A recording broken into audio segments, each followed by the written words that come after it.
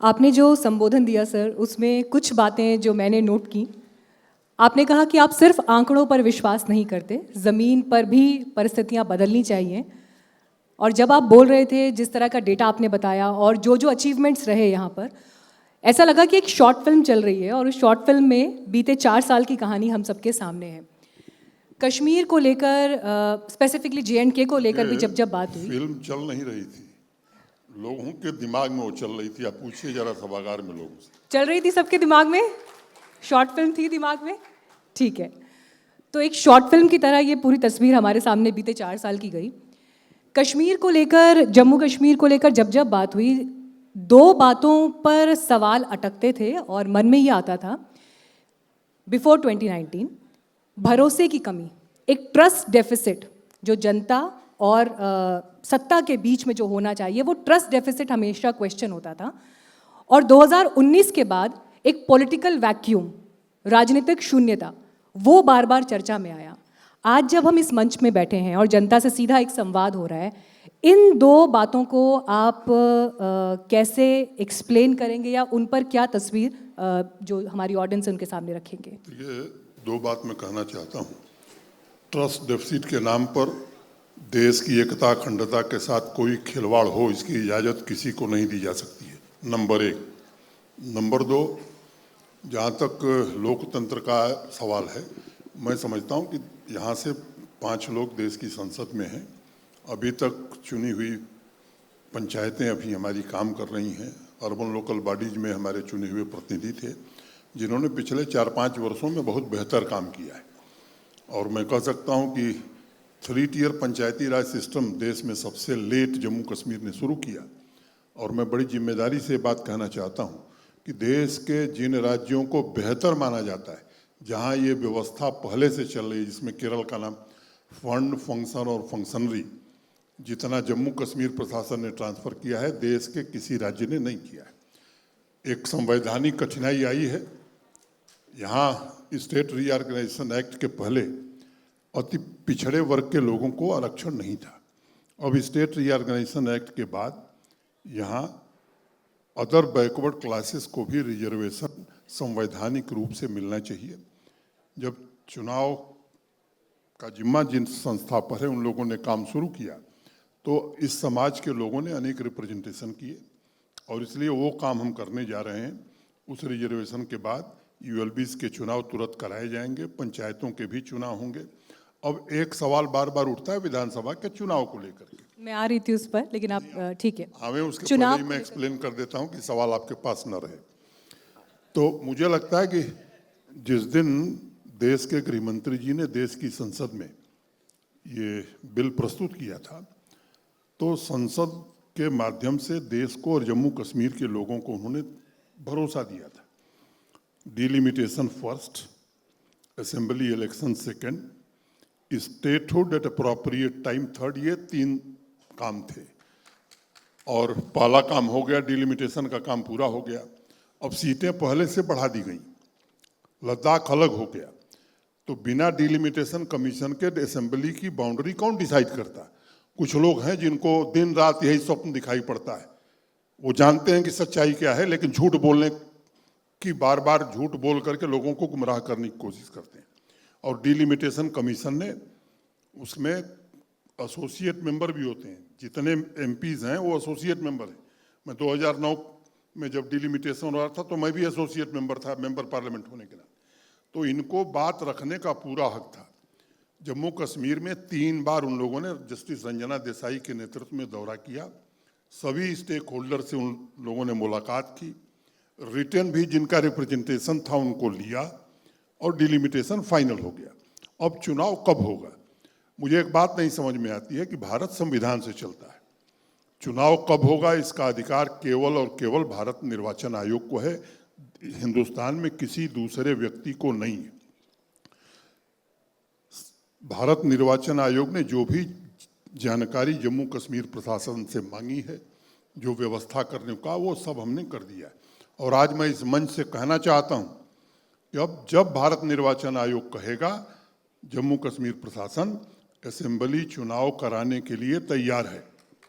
Sir, इसमें एक line मैं और जोड़ना चाहूंगी, क्योंकि चुनाव आयोग से भी ये सवाल पूछा गया जिस समय अभी विधानसभा चुनावों के लिए प्रेस कॉन्फ्रेंस हुई, उस दिन सवाल पूछा गया कि J&K में कब चुनाव होंगे। उन्होंने भी सही समय का जिक्र किया। लेकिन जब हम ये देख रहे हैं कि G20 जैसा बड़ा आयोजन भी हो सकता है, जहाँ वर्ल्ड डिग्नेटरीज श्रीनगर पहुँच रहे हैं, इसके अलावा इतने सारे डोमिसाइल सर्टिफिकेट्स बांटे गए, यहाँ पर लोगों को फिर से पुनर्वास की बात हो रही है, बसाने की बात हो रही है, इतने बड़े बड़े आयोजन हो गए हैं। सबसे बड़ी बात, आज इनफैक्ट SBI के पूर्व चेयरमैन भी हमारे साथ आज दिन के पहले सेशन में थे, और उन्होंने इस बात का जिक्र किया कि चाहे वो इन्वेस्टमेंट है, चाहे वो अपॉर्चुनिटीज़ है, सेफ्टी सबसे बड़ा क्राइटेरिया है जिसकी झलक अब यहाँ दिख रही है। और यही वजह है कि 86,000 करोड़ के चाहे इंडस्ट्री प्रपोजल्स की बात हो या फिर बड़े प्रोजेक्ट्स की यहाँ पर आने की बात हो, तो ये सब अगर हो रहा है तो चुनाव में फिर अड़चन कहाँ है? मुझे लगता है कि जितना विस्तार से मैंने बताया है, अब इससे ज़्यादा बताने की मुझे ज़रूरत नहीं है। देश के संविधान ने जिनको जिस काम की इजाज़त दी है, मैं समझता हूं कि उनको वो करते देना चाहिए। नहीं तो कल आरोप आप लोग लगाएंगे कि संवैधानिक व्यवस्था का हनन हो रहा है, और सबसे पहले आप ही लोग कहेंगे। भारत निर्वाचन आयोग जो लोग चला रहे हैं, उनका भी लंबा अनुभव है, 30-35 वर्ष उन्होंने काम किया है। और मैं दो बात कहना चाहता हूँ कि दुनिया के बाकी देशों की तुलना में भारत की न्याय प्रणाली, न्यायपालिका और भारत निर्वाचन आयोग की साख सबसे बेहतर है। ये जोर देकर के मैं कह रहा हूँ। इसलिए किसी को ये नैतिक हक नहीं है कि भारत निर्वाचन आयोग पर सवाल उठावे। अपने राजनीतिक स्वार्थ में अगर कोई उठाता है, मैं समझ सकता हूँ, लेकिन जब जब परीक्षा हुई है, मुझे लगता है कि हमारी न्यायपालिका और भारत का निर्वाचन आयोग ये बराबर खरे उतरे। चलिए, उम्मीद करते हैं कि चुनावों की ये सूरत भी फिर यहाँ पर जल्द दिखाई दे।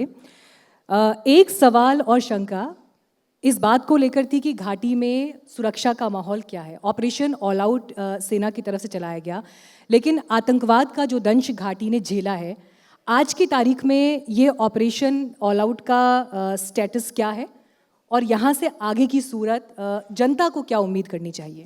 ये दो बात आप समझिए कि सुरक्षा की समीक्षा सार्वजनिक मंचों पर नहीं होती।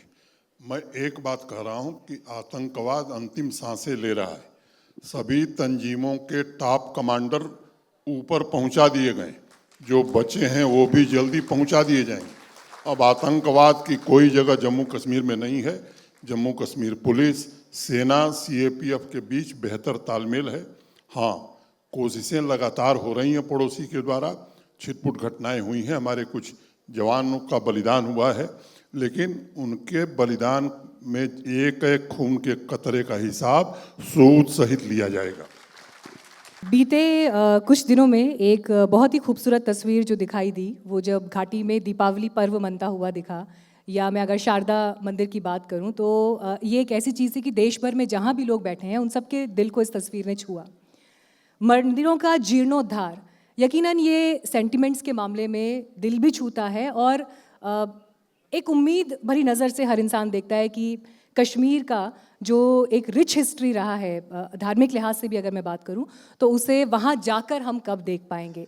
और इसी में कश्मीरी पंडितों को भी अगर मैं जोड़ दूं, उनकी वापसी को लेकर सरकार की तरफ हमेशा सवाल पूछे जाते हैं, तो आज क्या स्टेटस है उसका? दो बात मैं कहूँगा कि हेरिटेज रेस्टोरेशन जम्मू कश्मीर प्रशासन की प्राथमिकता है। कुछ लोग केवल मंदिर की बात करते हैं। जम्मू कश्मीर प्रशासन मंदिर, मस्जिद, गुरुद्वारा, चर्च और एक नहीं अनेक ऐसी चीज़ों का रेस्टोरेशन हमने किया है, उसका उद्घाटन किया है। और मैं आश्वस्त करना चाहता हूँ, किसी भी धर्म के लोगों की आस्था के जो प्रतीक हैं, उनका रेस्टोरेशन माननीय प्रधानमंत्री जी के नेतृत्व में जम्मू कश्मीर प्रशासन की सर्वोच्च प्राथमिकता है, और हम करेंगे। कई मंदिरों का जीर्णोद्धार हुआ है, गुरुद्वारे का हुआ है, मस्जिद का भी हुआ है और चर्च का भी हुआ है। दूसरी बात, कश्मीरी पंडितों की वापसी का जहाँ तक सवाल है, ये एक बड़ी भारी गफलत देश में कुछ लोग पाले हुए, आज उसको मैं स्पष्ट करना चाहता हूँ और जरा जोर देकर के स्पष्ट करना चाहता हूँ।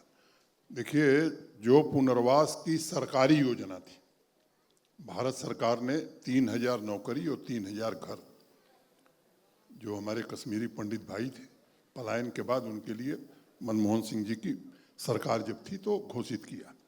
जब माननीय मोदी जी आए तो उन्होंने भी 3,000 नौकरी और 3,000 घर, ये दूसरे फेज में आया।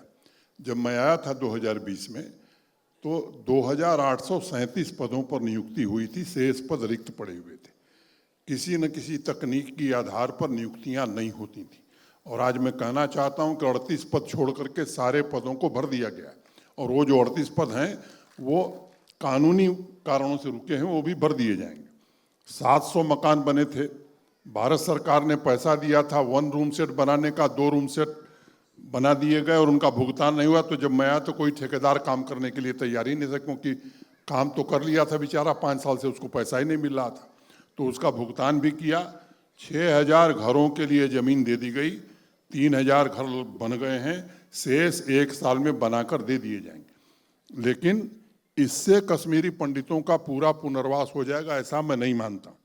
अनेक ऐसे उपाय किए जा रहे हैं जिससे वास्तव में कश्मीरी पंडित ही नहीं, जम्मू में रहने वाले लोग भी जाकर कश्मीर बसें। ये व्यवस्था भी आप आने वाले समय में देखेंगे।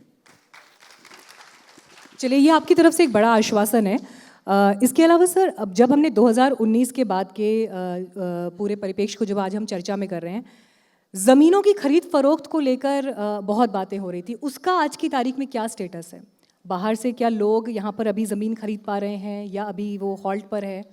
इस मामले में देखिए, जो पर्वतीय राज्य हैं, हिली स्टेट जिन्हें कहा जाता है, चाहे वो हिमाचल हो, उत्तराखंड हो, उसमें कृषि योग्य भूमि, एग्रीकल्चरल लैंड वहाँ के नागरिकों के लिए ही है। और जम्मू कश्मीर की भी कृषि भूमि जम्मू कश्मीर के नागरिकों के लिए ही है। लेकिन इंडस्ट्री के लिए, हॉस्पिटल्स के लिए, इंस्टीट्यूशंस के लिए, हॉस्पिटलिटी सेक्टर के लिए जम्मू कश्मीर प्रशासन ज़मीन दे रहा है। और मैं आपके मंच से देश को निमंत्रित करना चाहता हूं कि जो भी इस क्षेत्र में निवेश करना चाहता है वो आवे, उसे ज़मीन उपलब्ध कराई जाएगी। अब थोड़े पर्सनल सवाल पूछ लूं सर? थोड़े पर्सनल सवाल पूछ लूं? मैंने जो इच्छा हो पूछिए। मैं कोई यूपी को मिस करते हैं कश्मीर में रहकर? मैं नहीं खेलता। यूपी को मिस करते हैं कश्मीर में? स्वाभाविक, मेरी जन्मभूमि को नहीं मिस करूंगा। मुझे लगता है कोई ऐसा आदमी नहीं होगा जो अपनी जन्मभूमि को मिस नहीं करता। तो मैं भी आदमी हूँ। तो राजभवन में जब भोजन बनता है, राजभवन में जब भोजन पकता है, तो उसमें कश्मीरी डेलिकेसीज ज़्यादा होती हैं या यूपी वाला फ्लेवर ज़्यादा होता है? नहीं, अब ये रहस्य शेयर करने का मंच नहीं है। देखिए, अब रहस्य तो यहाँ पे सीक्रेट हो नहीं रहे, तो आप लोगों की कुछ उम्मीदें जो हैं वो यहाँ से कम रहने वाली हैं। लेकिन ठीक है, फिर भी हमारी कोशिश जारी है। मुझे जम्मू कश्मीर का खाना बहुत पसंद आने लगा है। इसमें कोई संकेत माने सर आगे के लिए? कोई संकेत माने इसमें? फिर खाना रास आ गया है यहाँ का, तो मुझे सुनाई नहीं पड़ रहा। खाना रास आ गया है, आपको भोजन यहाँ का रास आ गया है, इसमें कुछ संकेत माने? खाना भी रास आ गया, लोग भी रास आ गए।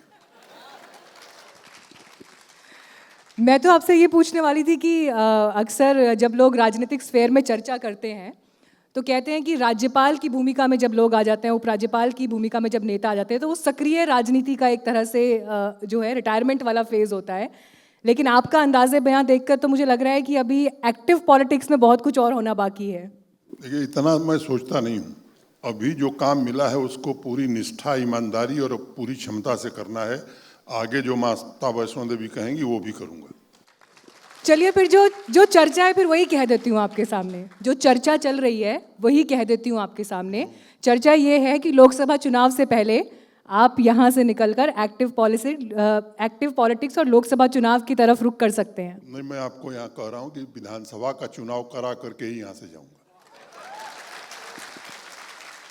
तो लोकसभा चुनाव से पहले हो सकते हैं, इसका मतलब विधानसभा चुनाव?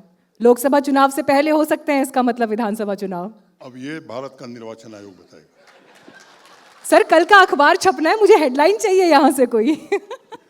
कल का अखबार छपना है, मैं हेडलाइन निकालने की कोशिश कर रही हूँ यहाँ से। हेडलाइन कहा तो विधानसभा चुनाव करके ही जाऊंगा यहाँ से। चलिए, ये हेडलाइन कल का अखबार छपने से पहले ही आज यहाँ पर जम्मू की जनता को कम से कम मिल गई है। एक चीज़ मैं आपसे और जानना चाहूँगी सर, 2019 के बाद का जो ये वक्त रहा आपके लिए, आप इसको अपने राजनीतिक जीवन का सबसे बड़ा चैलेंज मानते हैं या इससे बड़े चैलेंजेस आप देख चुके थे उससे पहले की पॉलिटिकल पारी में? नहीं, ये कोई चैलेंज मैं नहीं मानता हूँ। मैं समझता हूँ कि राष्ट्र सेवा का सबसे बड़ा काम मुझे यहाँ मिला है, उसे मुझे पूरा करना है।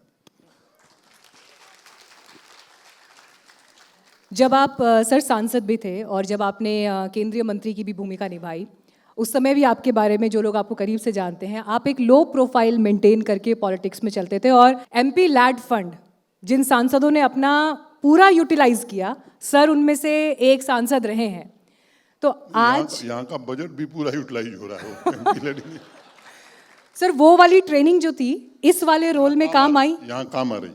कुछ स्पेसिफाई और करना चाहेंगे उसमें से, कुछ और स्पेसिफाई करना चाहेंगे? नहीं, मैंने कहा कि वो ट्रेनिंग यहाँ काम आ रही है। अपने 4 साल के इस कार्यकाल में कोई एक ऐसा किस्सा जो आपको लगता है बहुत चैलेंजिंग रहा और जिसको निभाने में वाकई एज ए सिस्टम आप एक सक्सेस के रूप में, अपनी एक बड़ी उपलब्धि के रूप में देखते हैं? मुझे लगता है कि जब तक चुनौती नहीं रहती है काम का मजा भी नहीं आता है। जब 34 साल बाद मुहर्रम का जुलूस निकल रहा था तो मैंने एक पुलिस अफसर को कहा कि भाई रात को 10 बजे कि सुबह मैं जाऊंगा, तो उसने कहा कि नहीं साहब नहीं जाना चाहिए। हमने कहा कि नहीं यार ये जाना बड़ा जरूरी है, और मैं गया, लोग इतने खुश थे, मैं खुद भी बहुत प्रसन्न था, लोगों को पानी पिला रहा था। तो मुझे लगता है कि जब चुनौती आती है तो फिर पता चलता है कि आप निर्णय ले सकते हैं कि नहीं ले सकते। 2024 के चुनाव को लेकर अभी इस वक्त दिल्ली समेत बाकी देश भर में सरगर्मियां तेज हैं। वो राजनीतिक व्यक्ति से बात करिएगा, मैं राजनीतिक व्यक्ति नहीं। मैं तो इंडिया ऑपोजिशन पे बात करने वाली थी सर, इंडिया ऑपोजिशन पर बात करने वाली थी। पॉलिटिशियन तो आप बाय हार्ट रहे हैं, तो मुझे को लगा एक टिप्पणी तो आप जो मेरे पास काम है वो पूरी तरह से संवैधानिक खबरें देख रहे हैं वैसे क्या हो रहा है, और इसलिए आप ये अपेक्षा मत रखिए कि मैं आपको खबर देने वाला हूँ। चलिए, खबर की उम्मीद तो आपने तोड़ दी, लेकिन मुझे ये लगता है कि जम्मू कश्मीर को लेकर जो सपना और उम्मीदें देश की जनता के बीच में रही हैं वो ज़रूर पूरी होंगी, और आने वाला वक्त खासकर विधानसभा चुनावों को लेकर जो उम्मीद जताई जा रही है वो और शानदार भविष्य लेकर आएगा। देखिए, मैं आपको एक बात कहना चाहता हूँ, चुनाव में जनता फैसला करेगी कि जनता को क्या करना है। मेरे सामने जो बड़ा लक्ष्य था कि इंडियन स्टेट की अथॉरिटी पूरी तरह से जम्मू कश्मीर में इस्टेब्लिश हो जाए, और वो इस्टेब्लिश हो गई है। That was my work and I have done it. बहुत धन्यवाद सर आज इस कार्यक्रम में आने के लिए और चर्चा में शामिल होंगे। Thank you so much. अगर आप ये वीडियो YouTube पर देख रहे हैं तो हमारे चैनल को सब्सक्राइब करें और बेल आइकन को दबाना ना भूलें। अगर आप Facebook पर ये वीडियो देख रहे हैं तो हमारे पेज को लाइक करें।